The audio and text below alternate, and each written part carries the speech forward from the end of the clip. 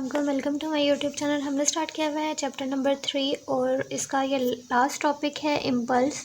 जो बुक हम फॉलो कर रहे हैं वो है new book national book foundation और टॉपिक है इम्पल्स। सबसे पहले हम देखते हैं कि इम्पल्स होता क्या है। ये है जी बुक पे इसका टॉपिक इम्पल्स और इसको एग्ज़ाम में किस तरह से ये एग्जाम्पल वगैरह और किस तरह से इसको अटैम्प्ट करना है वो इसमें नोट्स की फॉर्म में मैंने बनाया हुआ है, इसलिए वीडियो को आपने एंड तक देखना है। वीडियो पसंद आए तो वीडियो को लाइक भी करना है। इम्पल्स पढ़ने से पहले इम्पल्स का जो फॉर्मूला है वो कहाँ से आया है, हमने इसको ड्राइव किया था इस रिलेशन को पिछले लेक्चर में कि रिलेशन बिटवीन फोर्स और मोमेंटम क्या है। ठीक है, change of rate of momentum basically हमने देखा था, हमने ये चीज़ ड्राइव की थी। अब हम इसको नहीं देखेंगे कैसे आई है, बस हम इसको देखेंगे कि ये फार्मूला था। हमने इस फार्मूले को उठाया और यहाँ से हमने ये फार्मूला लिखा, यहाँ से हमने डेल पी की वैल्यू निकाल ली। अब डेल पी की वैल्यू कैसे निकली है, यहाँ पे देखो टी जो है वो डिवाइड हो रहा है, उधर जाके क्या हो जाएगा मल्टीप्लाई। अब ये टी उधर जाके मल्टीप्लाई हो गया, हमारे पास डेल पी की वैल्यू आ गई। अब यहाँ पे इससे भी हमने नोट्स में ये बात लिखी है कि हम यहाँ पे डेल पी की वैल्यू क्यों निकालते हैं। उसकी रीज़न ये अभी सिर्फ देख लेते हैं, बाकी हमने यहाँ पे लिखा भी हुआ है। उसका रीज़न ये है कि फ़ोर्स और टाइम को कैलकुलेट करना जो होता है वो मुश्किल हो जाता है, इसीलिए हम मोमेंटम कैलकुलेट कर लेते हैं और मोमेंटम कैलकुलेट करके हम इम्पल्स बेसिकली निकाल लेते हैं। ठीक है, इसको हम बाद में देखते हैं। फिलहाल आप इतना देखो कि हम डेल पी क्यों निकालते हैं। ये फार्मूला हो गया आपके पास, इसको बोलते हैं इम्पल्स। तो हम यहाँ से डेफिनेशन लिख सकते हैं कि it is the product of, multiply को प्रोडक्ट बोलते हैं, product of force and time interval. ठीक है, तो बेसिकली ये फोर्स और टाइम इंटरवल का क्या है, प्रोडक्ट है, उसको हम बोलते हैं इम्पल्स। अब ये टाइम क्या है, ये वो टाइम है जितनी देर के लिए फोर्स एक्ट करती है। 2 सेकेंड, 3 सेकेंड, 1 सेकेंड, जितनी देर फोर्स एक्ट करती है ये वो टाइम है। तो बेसिकली ये क्या है, it is the product of force is force का and time interval over which the force acts. Time interval कौन सा, जिसपे जितनी देर के लिए फोर्स एक्ट करती है। इम्पल्स को हम रिप्रेजेंट कैसे करते हैं, जे से लिखते हैं, आई से नहीं लिखते कि आई से नाम इम्पल्स बन रहा है तो हम आई से लिखेंगे, नहीं, इसको हम रिप्रेजेंट करते हैं कैपिटल जे से।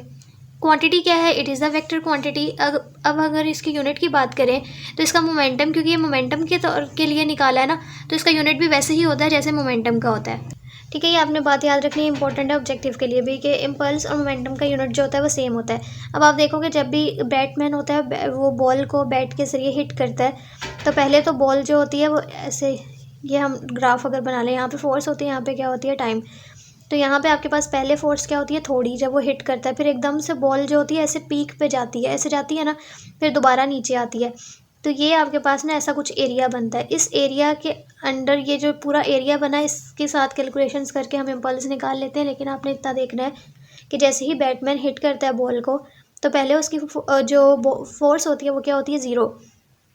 आहिस्ता आहिस्ता फोर्स क्या होती है, बढ़ती है, और फिर बढ़ के कहाँ जाती है, पीक। पीक बोलते हैं ऊंचाई को, पीक तक जाती है। उसके बाद दोबारा वो क्या आ जाती है, ज़ीरो पे आ जाती है।